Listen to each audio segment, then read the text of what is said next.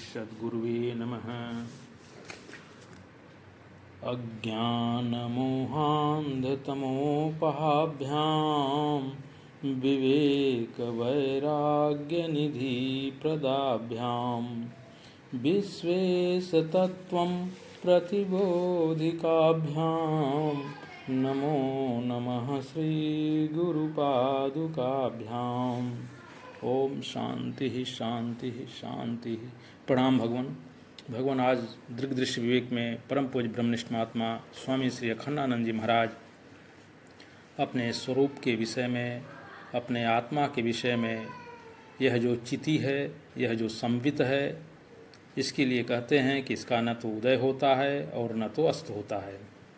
कथम न उदेति कथम अस्तम न इति, क्यों नहीं उदय होता, यह अस्त क्यों नहीं होता। तो इसके लिए कहते हैं कि आत्म चैतन्य के बारे में यदि आप यह सोचते हो कि कभी नहीं था तो यह गलत है, क्योंकि कभी नहीं का जो दृष्टा है वही तो चेतन है। तो बोले कि अस्त हो जाएगा, तो कहे कि भाई यह कोई अस्त हो जाने के बाद जो चीज़ न रहे, सूर्य का प्राग भाव नहीं था, नहीं है, वह पहले रहता है और उदय होता है। सूर्य का प्रध्वंसा भाव भी रोज नहीं होता। यह नहीं है कि अस्त होने पर नहीं रहता। अरे यहाँ नहीं रहता तो अरब में रहता है, लंदन में रहता है, अमेरिका में रहता है, तो अस्त होने के बाद भी उसका अभाव नहीं होता और उदय होने के पहले भी उसका अभाव नहीं होता। तो कहने का अभिप्राय यह है कि यह जो आत्म चैतन्य है उसका प्राग भाव और प्रध्वंसा भाव नहीं है। कहते हैं कि गायत्री का कोई भी हिंदी अनुवाद करके बता दे कि गायत्री में ब्रह्म और आत्मा की एकता है कि नहीं है, तो कहते हैं कि धियो यो नः प्रचोदयात्, जो हमारी बुद्धि का प्रेरक त्वम पदार्थ है, तत्सवितुर्वरेण्यम भर्गः, वही ईश्वर, वही सृष्टि करता ईश्वर का भी तेज है। जो ईश्वर का तेज है वही हमारी बुद्धि का भी प्रेरक है।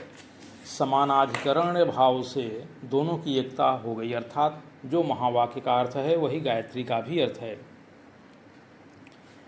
स्वामी जी एक चीज़ और बताते हैं कि जितने जितने विद्वान हैं, जितने जितने संत हैं, अनुभवी हैं, वे जितने भी लोग हैं, वे गीता के मूल में जो बात भरी हुई है उसको नहीं जानते हैं।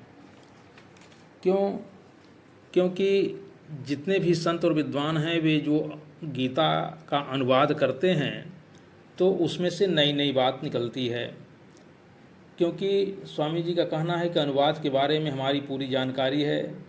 मैंने महाभारत का अनुवाद किया है, मैंने श्रीमद् भागवत पुराण का अनुवाद किया है, और यह बात बताते हैं कि जितने भी विद्वान हैं, संत हैं, सबका अपना अपना एक अलग नज़रिया होता है, सबका अपना अनुभव होता है, और अपने अनुभव के आधार पर वे श्रीमद् भागवत का अनुवाद करते हैं, उसका अर्थ बताते हैं।